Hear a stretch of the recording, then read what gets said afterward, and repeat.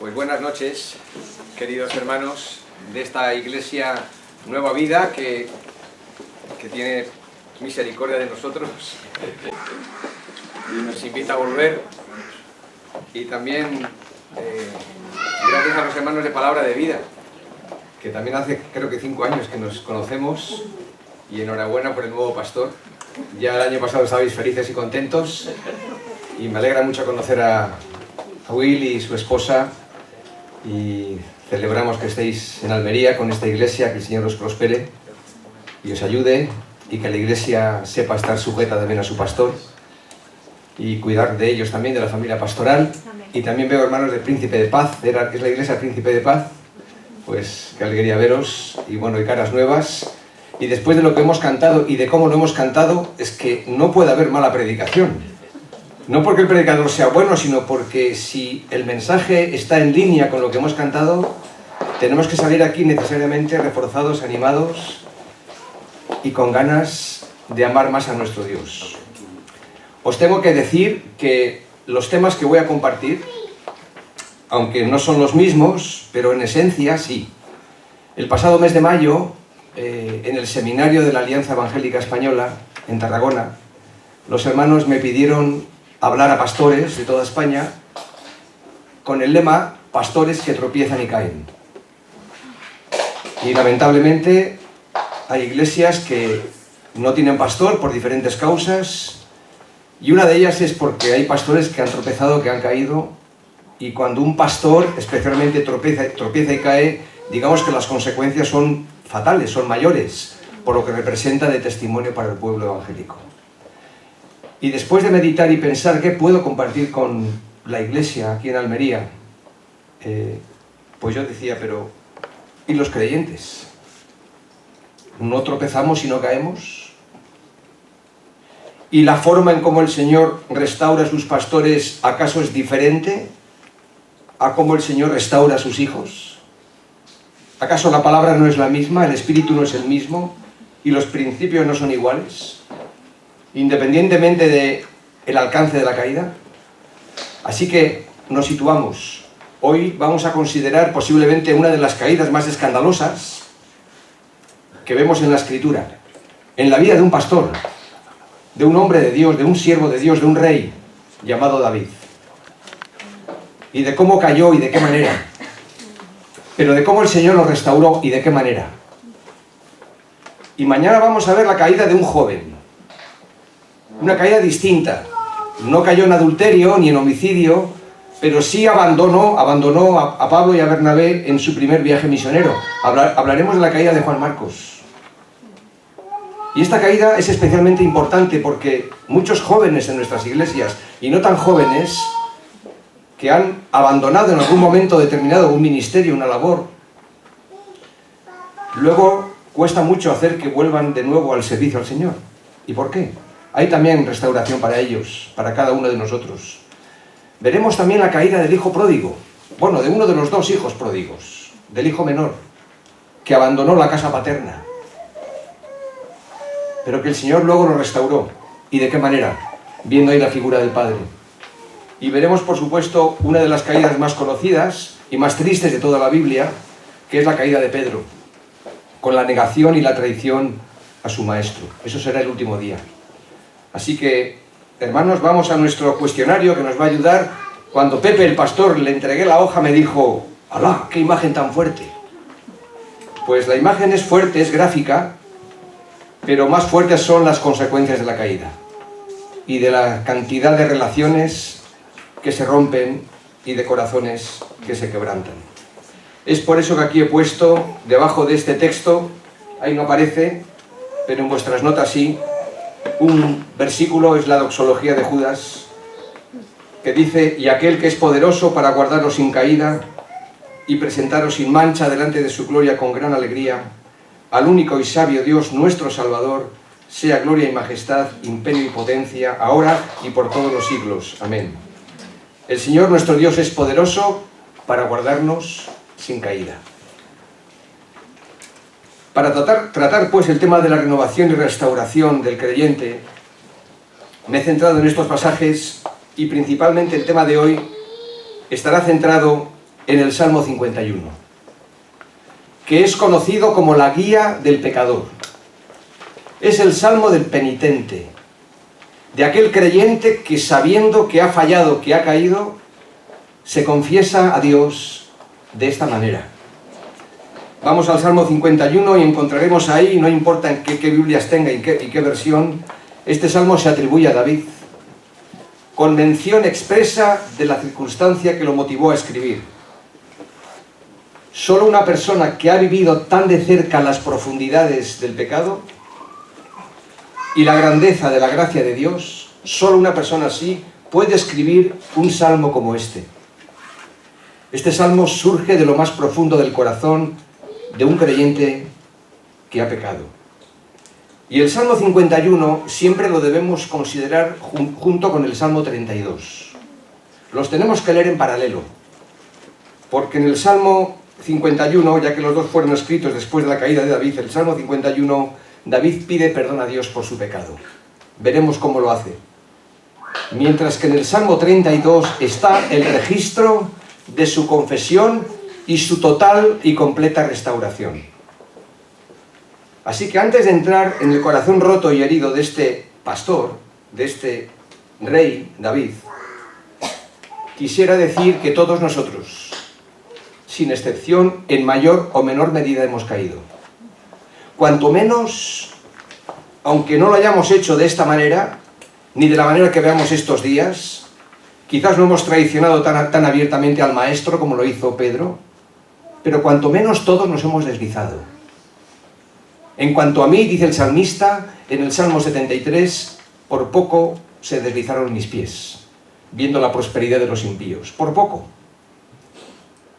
Y algunos nos hemos deslizado o nos hemos alejado del camino y hemos tropezado en algún momento de nuestra vida.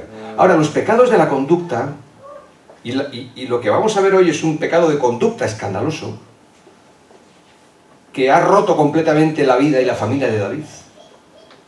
Los pecados de conducta son un problema grave, muy grave, que a todos nos preocupa.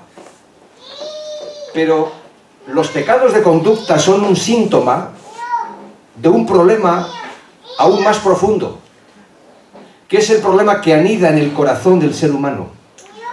De tal forma que el Señor no solamente está interesado en cuál es nuestra conducta, en cuál es nuestro comportamiento, sino que sobre todo está interesado no solo en las acciones, sino en las motivaciones. Porque hacer cosas buenas no nos convierten en gente buena. Dios está interesado en la raíz. Si la raíz es buena, el fruto será bueno. El árbol estará sano. Y en la vida cristiana no se trata de podar solamente y de quitar las hojas muertas y de hacer que se vea más o menos bonito o bonita nuestra vida delante de los demás. Todos conocemos esa gran masa de hielo, el iceberg. Blanca, perfecta, inmaculada, que impresiona a todos, que es lo que vemos que está por encima de la superficie del agua, pero por debajo hay más cantidad de masa de hielo que por encima. Y es lo que no vemos, pero es lo que realmente da sentido a lo que se ve. Entonces Dios está interesado en nuestras motivaciones, en nuestro corazón. Por eso el Salmo 51 es tan apropiado y es tan necesario, es la oración del penitente. El pecado de David es una seria advertencia de que el que piensa estar firme tenga cuidado de no caer, según 1 Corintios 10:12. Así que vamos a ver, con la ayuda del Señor, 4 movimientos para una renovación y restauración completa. 4 movimientos para una renovación y restauración completa. Por lo tanto, el Salmo 51 es una guía necesaria. Mirad, hermanos, a mí me ayuda cuando a veces no sé cómo y de qué manera confesar mi pecado delante del Señor. A veces es muy saludable orar con la Biblia. Y el Salmo 51 es una guía muy importante. Y vamos a ver aquí 4 movimientos. El primero de ellos, ahí tendréis que completar la frase que falta, un arrepentimiento genuino.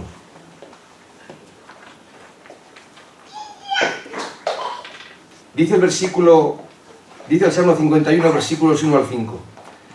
Ten piedad de mí, oh Dios, conforme a tu misericordia. Conforme a la multitud de tus piedades, borra mis rebeliones. Lávame más y más de mi maldad y límpiame de mi pecado. Porque yo reconozco mis rebeliones y mi pecado está siempre delante de mí. Contra ti solo he pecado y he hecho lo malo delante de tus ojos, para que seas reconocido justo en tu palabra y tenido por puro en tu juicio. He aquí, en maldad he sido formado y en pecado me concibió mi madre. Dios y David están cara a cara. David está delante de Dios. Por fin. Por fin. Porque cuando cayó en pecado no buscó enseguida el rostro de Dios.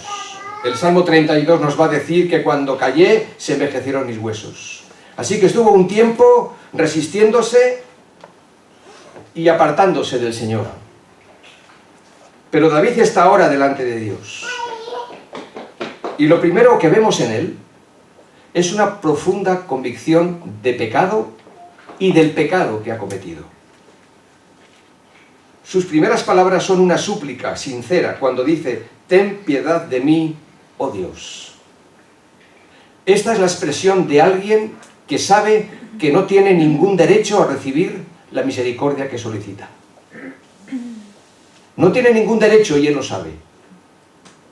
Y de su boca solamente puede empezar diciendo: ten piedad de mí, oh Dios. Estas palabras encuentran su eco en otros textos de la Escritura. Por ejemplo, en la del hijo pródigo cuando regresa a casa. Padre, ya no soy digno de ser llamado tu hijo. No tengo ningún derecho. O las pronunciadas por el publicano en el templo: oh Dios, ten compasión de mí, que soy pecador. Las palabras usadas por los escritores bíblicos presentan diferentes facetas de cuál es el alcance y la naturaleza del pecado. Por favor, no las pasemos por alto, porque es muy importante para después saber cómo confesar nuestro pecado. Versículo 1, la primera de ellas es la rebelión o la transgresión. Conforme a la multitud de tus piedades, borra mis rebeliones. Esto es lo que le pide David al Señor. Esta rebelión y esta transgresión que él ha cometido ha sido mucho más que una simple infracción de la ley. Pecado es infracción de la ley, pero es mucho más. Es un desafío a su señorío, porque Dios ha desafiado al Señor y a su soberanía. Su santidad ha sido discutida, su autoridad cuestionada y su verdad ha quedado desplazada. Todo lo que David sabía que el Señor era y él tenía que hacer, lo ignoró por completo y se olvidó completamente de la santa ley de Dios. Hay un segundo término, versículo 2, la palabra maldad. Lávame más y más de mi maldad. Esto nos da la idea de algo sucio, manchado. Y el pecado tiene una acción poderosa y penetrante muy grande. No es una mancha superficial que podamos borrar fácilmente. Por eso David pide a Dios un lavado a fondo. ¿Será posible? ¿Es posible no cometer pecado? ¿Pero es posible no desear hacerlo? La tercera expresión es la más conocida y que tiene que ver con errar el blanco, versículos 3 y 4. Límpiame de mi pecado, es decir, líbrame de fallar y de no caminar en línea recta, lo que equivale a frustración y fracaso. Cuando David se arrepiente, en este primer movimiento de su vuelta a Dios, este arrepentimiento tiene varios elementos, como hemos visto en estos textos. Él reconoce que se ha rebelado contra Dios y pide perdón. Él reconoce también su maldad congénita, de la cual no puede librarse. No solamente he hecho daño, sino realmente el pecado mora en mí. Y también pide perdón por el pecado manifestado por medio de sus actos. La pregunta es, y tú puedes pensar en tu particular circunstancia y en tu historia personal. Cada uno sabe lo que ha hecho lo que ha deseado hacer, pero no lo ha hecho? Y cuando nos presentamos delante de un Dios santo, santo, santo, santo, ¿qué seguridad puedo tener yo y qué seguridad podía tener David de que Dios contestaría su súplica? Ten piedad de mí, oh Dios, conforme a tu misericordia. ¿Qué seguridad podemos tener nosotros de que realmente podemos ser escuchados cuando no merecemos por causa de nuestro pecado, sabiendo todo lo que sabemos de Dios y cuánto Él nos ama y de lo que hemos hecho? Pues la respuesta la encontramos justamente en el Salmo 32, versículo 5, que dice: mi pecado te confesé, y no te oculté mi maldad. Dije, voy a confesar mis transgresiones al Señor, y tú perdonaste mi maldad y mi pecado. Así que tenemos que ir saltando de salmo en salmo, del 32 al 51, para ver cómo Dios realmente contestó esta súplica de David. Voy a confesar mis transgresiones al Señor, y tú perdonaste mi maldad y mi pecado. Ahora, estas mismas palabras, y es importante ver aquí toda la unidad de la Escritura, cómo encuentran su eco en uno de los grandes mensajes del profeta Isaías, capítulo 1, versículo 18. Aunque vuestros pecados sean como el rojo más vivo, yo los dejaré blancos como la nieve. Aunque vuestros pecados sean como tela teñida de púrpura, yo los dejaré blancos como la lana. El Evangelio corrobora estas mismas palabras, esta misma promesa. La sangre de Jesucristo, su Hijo, nos limpia de todo pecado.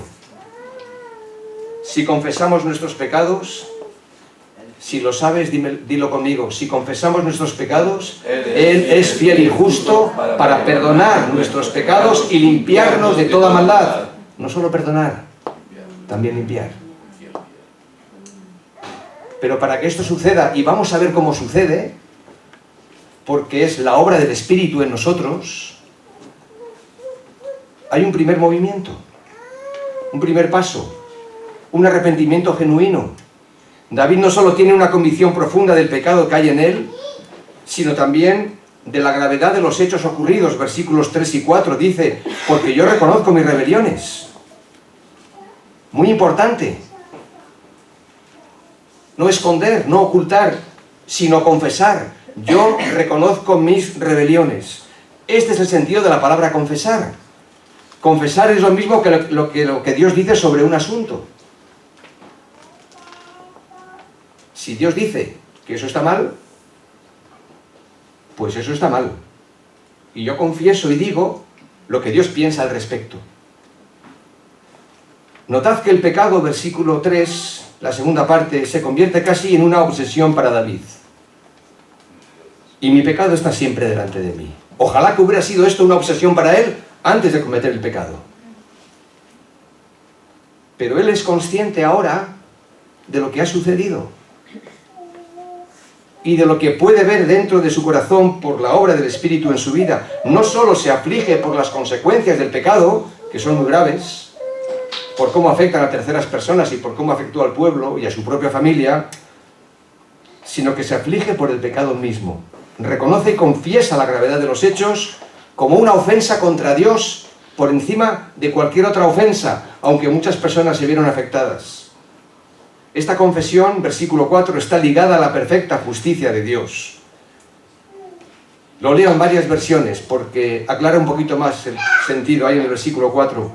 Por eso tu sentencia es justa y tu juicio irreprochable.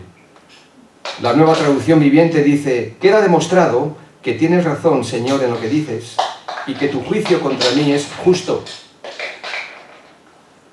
Así que David confiesa y reconoce una vez más el carácter congénito del pecado cuando dice: en maldad he sido formado y en pecado me concibió mi madre. Yo sé que en todas nuestras iglesias se predica, se enseña sobre una de las doctrinas que son no populares, pero sí fundamentales para entender la doctrina, por ejemplo, de la redención, de la salvación. No se puede entender la salvación en Cristo sin comprender primero cuál es la naturaleza del pecado. Porque cuando nosotros compartimos con los amigos, con los familiares, con los hermanos, que Cristo ha venido a salvarte, a salvarme, la pregunta es, bueno, ¿y salvarme de qué? ¿O de quién? No solamente a salvarme del diablo, no solamente a salvarme de la influencia de este mundo, es también a rescatarme del pecado. ¿Y qué es el pecado? Y el Salmo 51, aunque hemos sido rápidos, nos lo deja claro. No es solamente los actos pecaminosos que conocemos o que hacemos. El pecado es algo congénito, está en nosotros y tenemos que ser conscientes de eso. Voy a poner una ilustración. No sé si aquí lo hice alguna vez en esta congregación, pero hay jóvenes también aquí, cosa que me alegra mucho ver. Tengo una manzana comprada en cualquiera de nuestros supermercados y os puedo asegurar pues que seguramente por dentro estará impecable, estará bien, es decir, no tendrá gusano. En estas manzanas claramente los gusanos no están. Donde sí están son en esas otras buenas manzanas con mejor sabor que esta que encontramos en los árboles. Y los que de chavales hemos comido manzanas del árbol hemos encontrado que a veces nos hemos encontrado dentro de la manzana con un gusano. Ahora, la pregunta es, ¿ese gusano, dirá alguno, vino de afuera? Atravesó la piel, penetró la pulpa y se instaló en el centro del corazón de la manzana. Y es de ahí que sale para afuera, cuando a veces nos encontramos con un agujero y no hay gusano dentro. Pero en realidad, un buen agricultor nos dirá que el gusano nació dentro. ¿Cómo? El huevo fue depositado en una flor y el gusano nació y creció en el centro del corazón de la manzana. Y es de ahí que sale para afuera. Dice el Señor Jesús que es de dentro del corazón de los hombres que salen los malos pensamientos. Adulterio, fornicación, Marcos capítulo 7. Y esta expresión escogida por el Espíritu Santo en boca de Jesús es determinante. Es de dentro del corazón que salen todas estas cosas. Por lo tanto, cuando pedimos perdón al Señor, y David aquí lo hace, no solamente lo hace por el pecado cometido, sino por el pecado que anida en él, y del cual no puede librarse. Como diría Romanos en capítulo 7, el pecado que mora en mí. ¿Qué esperanza tenemos? Bueno, todavía no hemos terminado, así que no se marchen, por favor, que tenemos que ver el desenlace final, porque estamos hablando de restauración. Y para poder hablar de restauración tenemos que situar primero en el contexto de la necesidad que en este caso vemos aquí en el rey David. Por lo tanto, el arrepentimiento, queridos hermanos, que nadie se ponga triste, el arrepentimiento no es un paso negativo en la vida del creyente, no es un paso negativo. El arrepentimiento es un paso correctivo. Es la vuelta permanente a Dios, para que Cristo sea formado en nosotros. Así que el arrepentimiento no es solamente para los que no conocen a Cristo y necesitan arrepentirse de sus pecados. El arrepentimiento es para el pueblo de Dios. Para cada uno de nosotros, que fácilmente nos deslizamos y nos apartamos del camino. En segundo lugar, un arrepentimiento genuino y una petición urgente. ¿Qué petición es esa? Versículos 6 a 9. He aquí tú amas la verdad en lo íntimo y en lo secreto me has hecho comprender sabiduría. Purifícame con hisopo y seré limpio, lávame y seré más blanco que la nieve. Hazme oír gozo y alegría y se recrearán los huesos que has abatido. Esconde tu rostro de mis pecados y borra todas mis maldades. ¡Qué desesperación! ¡Qué bien nos hace orar! A veces con esta desesperación, con esta súplica, con esta gran necesidad. Qué poco formal es su oración, la de David aquí. Qué poco le importa lo que los demás puedan oírle o verle cuando se expresa de esa manera. El pecado no es solo la culpa que debe ser perdonada, es también la mancha que ha de ser limpiada. Y aquí no se trata de una petición para corregir nuestros defectos, sino de un cambio radical y de una limpieza total, que corrija el rumbo de nuestra vida. David, versículo 7, pide ser purificado, lavado y limpiado, recordando la imagen del leproso que es curado de su lepra. Levítico capítulo 14. Lo que David está diciendo aquí es que siente la corrupción que hay en su corazón como si tuviera la lepra. Solamente una intervención divina puede arraigarla de su corazón. Anhela ser sanado, David. Igual que el leproso anhela ser limpiado, restaurado y enviado de nuevo a la comunidad. Y esta acción salvadora y redentora, sanadora, solo la puede efectuar Dios mismo, simbolizando aquí una limpieza hecha posible por la sangre de Cristo en la cruz del Calvario, un anticipo de lo que Cristo haría en la cruz para limpiar también nuestro corazón. A la petición de perdón y purificación se añade otra súplica, versículo 8. Hazme oír gozo y alegría, y se recrearán los huesos que has abatido. Hacía tiempo que David no cantaba. Su boca había quedado sellada. No era el David que antes mucha gente conocía. Hazme oír gozo y alegría, y se recrearán los huesos que has abatido. ¿Habéis notado también en vuestras vidas, creo que sí todos, cómo el pecado tiene efectos devastadores? No solo en el orden moral o testimonial, sino incluso en el orden físico y mental. Que cuando pecamos y no confesamos, vivimos peor y dormimos peor. Por mucho que queramos evitarlo y por mucho que queramos mostrarnos delante de los demás como si nada hubiera pasado. La situación creada por el sentimiento de culpa. Gloria a Dios por el sentimiento verdadero de culpa que el Espíritu Santo pone en el corazón del creyente cuando peca. Hay sentimientos de culpa que vienen del diablo, es verdad. Pero hay otros que son genuinos y que vienen de Dios mismo cuando nosotros no andamos en santidad. Y lo mejor que nos puede pasar es que el Señor, como a hijos a los cuales ama, no nos deje tranquilos. Porque el pecado endurece, como se nos decía antes en la oración. Y uno se puede acostumbrar a vivir la vida cristiana en la mediocridad y no en la santidad. Y aquí encontramos que sentimiento de culpa se ve claramente expresado en el Salmo 32. Dice, mientras guardé silencio, mis huesos se fueron consumiendo por mi gemir de todo el día. Mi fuerza se fue debilitando como al calor del verano. Lo leo en otra versión. Porque de día y de noche tu mano pesaba sobre mí. El sentimiento de culpa verdadero no solamente acusa nuestra conciencia, iluminada por el Espíritu, sino que produce abatimiento. También roba la paz, la alegría y consume nuestro cuerpo. Siempre me llamó la atención esa expresión de Proverbios capítulo 3. Fíate del Señor tu Dios de todo tu corazón. No te apoyes en tu propia prudencia. Reconócelo en todos tus caminos y Él enderezará tus veredas. No seas sabio en tu propia opinión. Teme a Jehová y apártate del mal, porque será...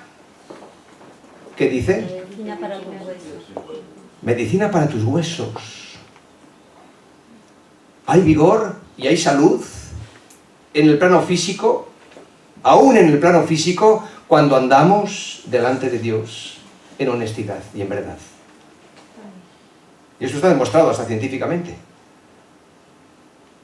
No hace mucho un doctor decía, si la mayoría de mis pacientes supieran que podrían ser perdonados, dejarían de venir a mi consulta.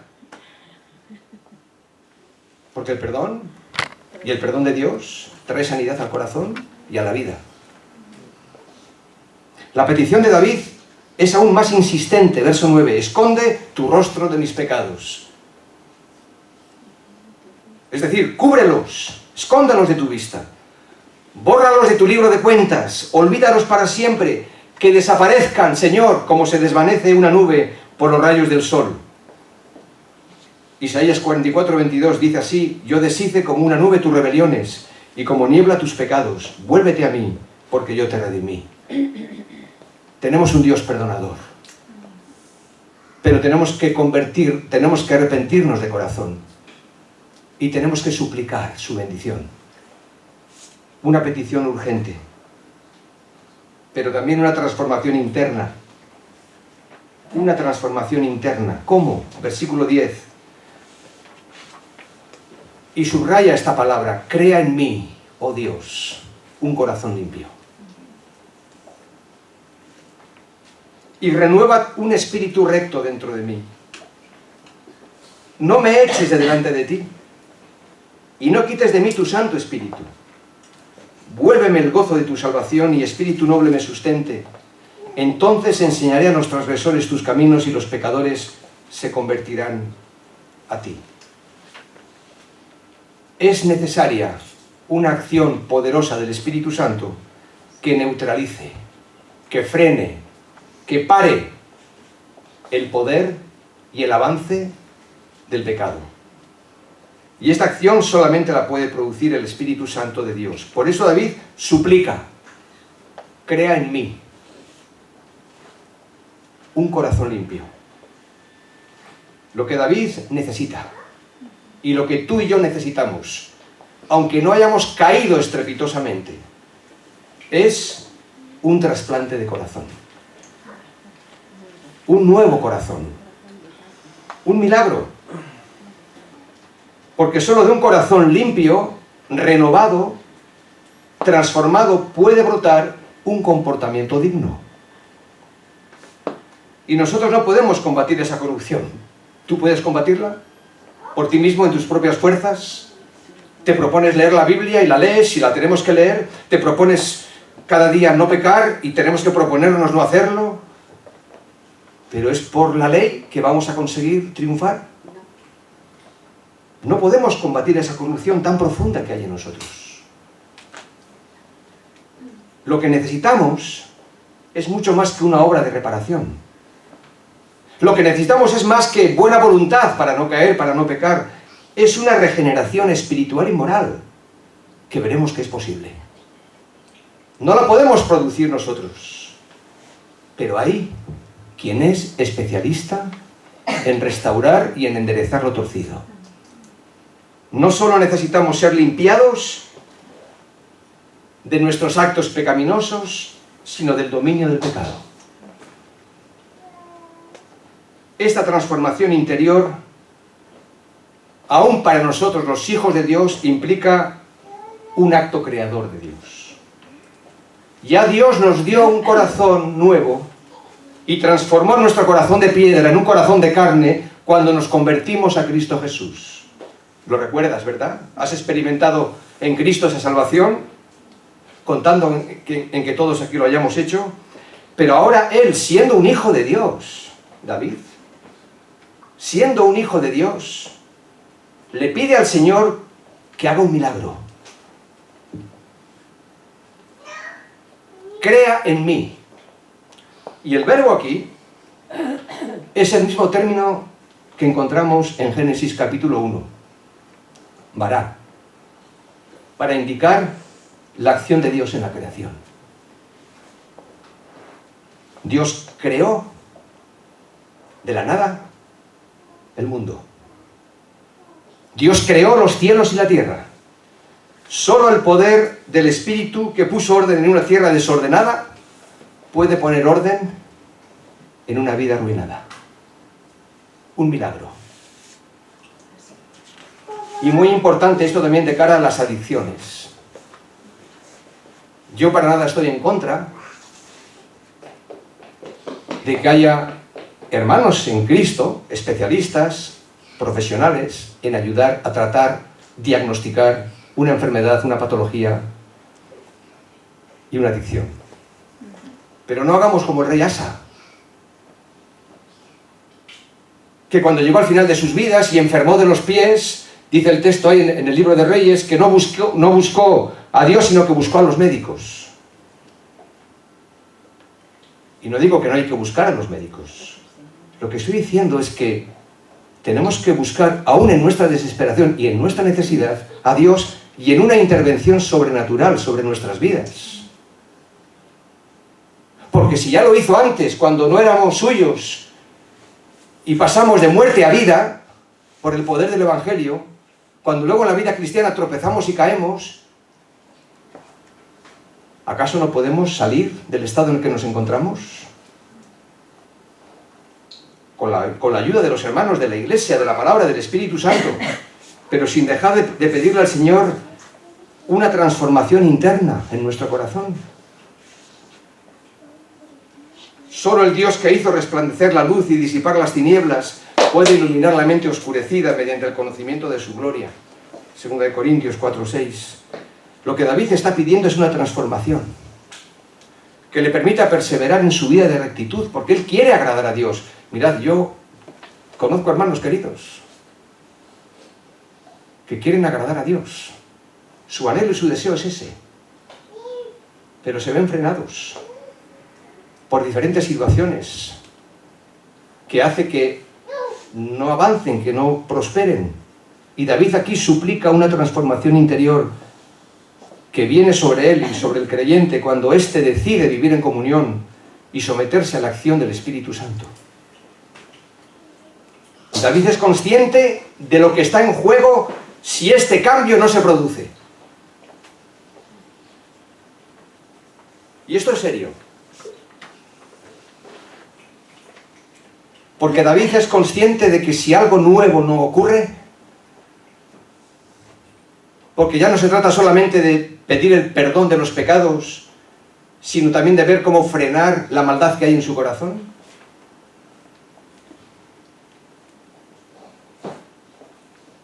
Si esto no sucede, él se atreve a decir, versículo 11, no me eches de delante de ti, y no quites de mí tu Santo Espíritu.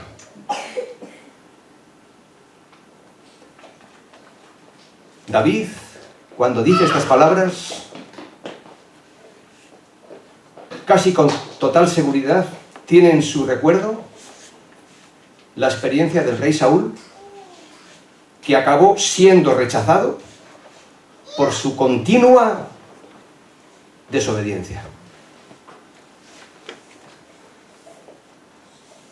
Y aquí no estoy hablando de la pérdida de la salvación. No quiero entrar en ese debate ahora. Lo que estoy diciendo es que el Señor no puede tolerar el pecado. Y si nosotros no nos arrepentimos y no le pedimos que venga a nuestro encuentro y nuestro auxilio, y conforme más luz Él nos da y más poder en nosotros Él se manifiesta, nosotros tenemos que responder a esa gracia. A esa gracia que Él nos da. Porque le pide que le sea devuelto el gozo de la salvación. No solamente dejó de cantar, no solamente su boca fue sellada, sino que dejó de gozarse, de alegrarse en esa bendita salvación que había recibido. Y espera recibir de nuevo de su Señor el poder y renovadas fuerzas con un deseo noble o generoso, como dice el texto. Hagamos esta transición a Romanos capítulo 12, versículo 1. Cuando Pablo, escribiendo a los creyentes en Roma, dice, no os conforméis a este siglo, sino transformaos por medio de la renovación de vuestro entendimiento para que comprobéis cuál sea la buena voluntad de Dios, agradable y perfecta. Y la idea aquí, otra vez, igual que en el Salmo 51, no es tanto que yo tenga que hacer algo. ¿Qué puedo hacer yo? Pero sí pido que algo nuevo sea hecho en mí. No es tanto lo que podamos hacer nosotros, sino que algo nuevo tiene que ser hecho en nosotros. Porque no vale decir, bueno, yo es que esto no lo puedo cambiar. Es que este rasgo de mi carácter o de mi forma de ser, o de mi historia pasada, o de la herencia genética, o de la educación de mis padres. Puede que eso sea como un aguijón. Porque no somos una tabla rasa. Todos venimos condicionados por nuestra historia personal. Pero no podemos petrificarnos ahí y decir, bueno, yo tengo que seguir siendo lo que soy, aunque esto no me gusta.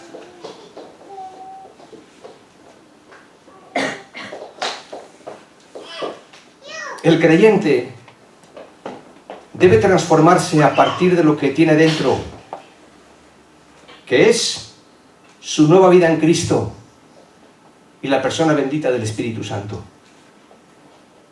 De lo que ya nos ha dado Dios en Cristo, a partir de ahí tenemos que seguir caminando.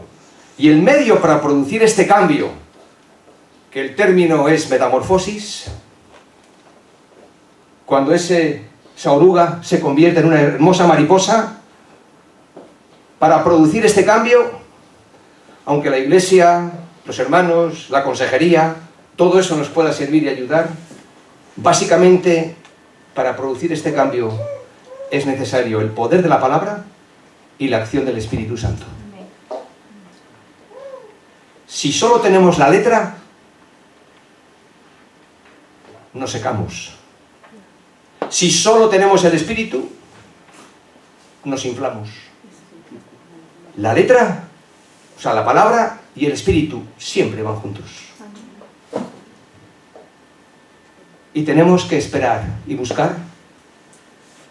Si hemos tropezado y caído, y si no sabemos cómo salir, tenemos que esperar y buscar un milagro. Un milagro de Dios en nuestras vidas.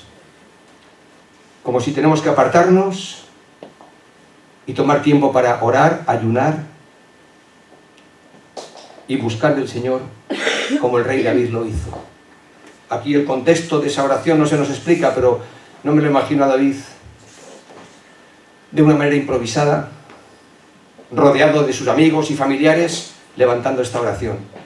Posiblemente en un tiempo de desierto, apartado, arruinado, con un sentimiento de derrota, pero al mismo tiempo de confianza por saber en quién he creído. Así que Dios quiere obrar un milagro en todo aquel que lo busca de veras. Al de corazón contrito y humillado, no despreciarás tú, oh Dios, como luego veremos. Y en cuarto lugar, y para concluir, el Salmo no termina como empieza. Aquí vemos la manifestación de la renovación de Dios. La adoración gozosa. Dice el Salmo, el versículo 14.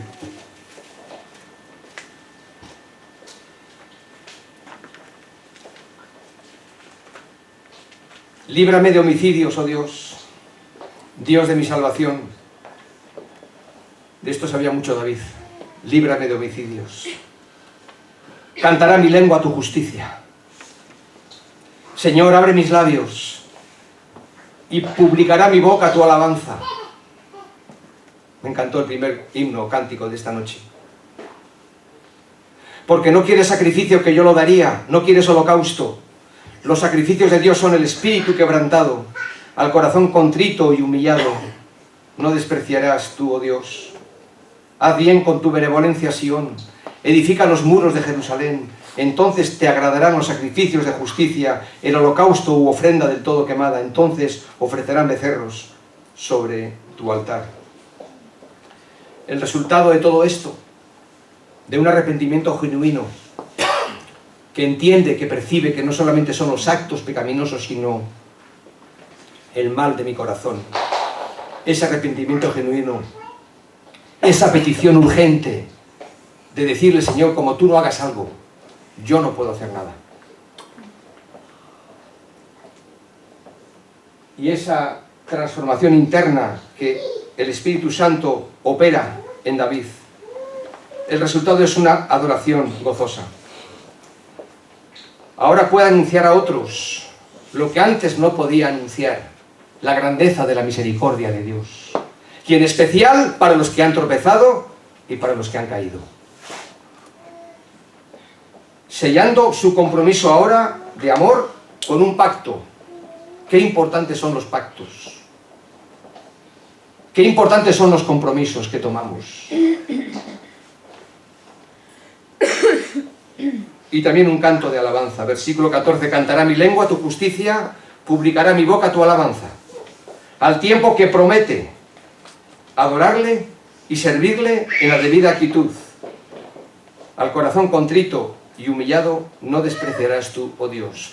Mis hermanos de la Iglesia Nueva Vida y también de Palabra de Vida, porque lo dije la primera vez que vinimos aquí, yo llevaba un anillo en esta mano que lo perdí bañándome en el mar. Me dio una tristeza, porque sabéis que en el mar con esa sal, pues el anillo se me perdió. Y ahora el hermano de la iglesia que me hizo el anillo me ha preparado otro, porque no lo quiero perder. Dios me habló a través de un texto muy claro de la Biblia, en el Salmo 50, versículo 15. Vamos un momento, que lo tenemos un poquito más atrás, justamente en el Salmo anterior, del que estamos ahora.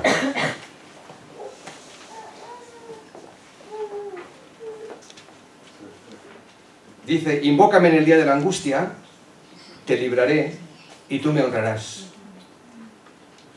Y a mí me quedó muy claro, y a mi esposa, que cuando el Señor obró ese milagro de sanidad en mí, pues Señor, yo te invoqué, es cierto, me postré delante de ti en angustia, tú me libraste una vez más y yo te voy a honrar. Pero mira lo que dice el versículo anterior, dice, sacrifica a Dios alabanza y paga tus votos al Altísimo.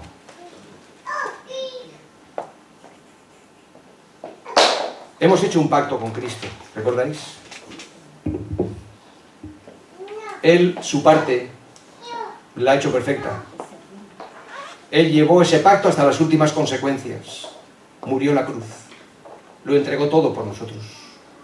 Pero nosotros hemos tomado el compromiso de seguirle y de amarle hasta que Él venga. Y si caemos y fallamos, volvemos a Cristo y retomamos el compromiso que hemos adoptado. Al corazón contrito y humillado no despreciarás tú, oh Dios. ¿Sabéis lo que pasó aquí en la vida del rey David?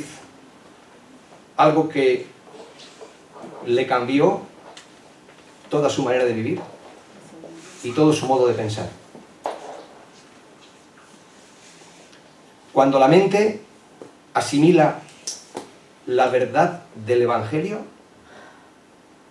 los sentimientos se encienden. No al revés. Cuando la mente, y tenemos la mente de Cristo, los creyentes, cuando la mente entiende y asimila y recibe la verdad del Evangelio, los sentimientos se encienden. Entonces, la voluntad es persuadida, movida, y como resultado se produce la obediencia. Una obediencia sana, no externa, de ley, sino interna, de corazón. Una obediencia de convicción, no de emoción ni de religión. Y cuando la obediencia al Señor es interna, aunque el pecado sigue estando ahí a la puerta y sigue estando dentro de mí, cuando la obediencia es interna, entonces hacemos nuestras las palabras que se repiten vez tras vez en el libro de Proverbios. El principio de la sabiduría es el temor a Jehová. Amén. Cuando tememos a Dios, que no es tenerle miedo, sino cuando decimos, Señor, yo no quiero defraudarte. Has hecho tanto por mí que no quiero hacer nada que te desagrade. Quiero, Señor, vivir cerca de ti, porque esto es lo mejor para mí y lo sé. Y cuando nuestro corazón, hablando de las motivaciones, y con esto concluyo porque empezábamos así, que Dios no está tan interesado en las acciones, que son importantes, sino en nuestras motivaciones. Cuando nuestras motivaciones internas están sintonizadas con el reino de Dios y su justicia, sabremos decir, aunque no somos fuertes, sabremos decir no al pecado. No te acerques demasiado, pero no al pecado. Pero cuando nuestro corazón y nuestras motivaciones están, digamos, conectadas con el mundo real que vivimos cada día y no con el corazón de Dios y su justicia y su reino, tarde o temprano terminaremos haciendo aquello que llamamos actividades mundanas, porque la ley no nos puede frenar, no tiene poder para frenarnos. la fuerza que hay aquí, el pecado que mora en mí, traspasa los límites de la ley. Pero si estoy gobernado y guiado por el Espíritu Santo, siendo llenos de Él, no será tan fácil darle al diablo lo que Él está buscando. Por lo tanto, ¿qué vamos a hacer con nuestro pecado y con nuestra caída? ¿Qué vas a hacer con esa caída? Que quizás, o recientemente, o hace más tiempo, o quizás ahora mismo está sobre ti. ¿La vas a encubrir? ¿Vas a encubrir tu pecado? ¿Lo vas a ignorar? Lo mejor es enfrentarlo. Lo mejor es encarar el problema y arreglar las cosas. Solo así podemos ser cambiados y decir como David: haz bien con tu benevolencia a mi pueblo, edifica los muros de mi casa, de mi iglesia. Entonces te agradarán los sacrificios de justicia. La Biblia no esconde nada, como veis, no esconde este pecado escandaloso de David. Expone el pecado con toda su crudeza y sus fatídicas consecuencias, pero al mismo tiempo señala el remedio que brota de la gracia redentora de Dios por medio de Cristo Jesús, para perdonar, para limpiar, para transformar, porque allí donde abunda el pecado, sobreabunda su gracia. Es imposible encontrarnos con el Señor de la Gloria, es imposible. Es imposible encontrarnos con el Señor de la Gloria y no entristecernos por causa del pecado. Así que necesitamos, en esta noche, volvernos a Cristo. Pero sobre todo necesitamos que le digamos a Cristo y al Espíritu Santo: ven sobre nosotros. Para que nos hagas volver al primer amor. Para que nos hagas volver a las primeras obras. Al señorío de Cristo, a la supremacía de la palabra de Dios y al poder y plenitud del Espíritu. Señor, si tú no vienes, yo no puedo ir. Ven, ven, Señor Jesús. Ven a mi corazón y transfórmalo y cámbialo. ¿Sabéis que los evangélicos no acostumbramos a levantar oraciones de confesión? Sí de petición, sí de adoración, sí de alabanza y no tanto de confesión. Me gustaría poder orar confesando nuestros pecados. Y me gustaría después terminar con una oración de bendición. Vamos a ponernos en pie.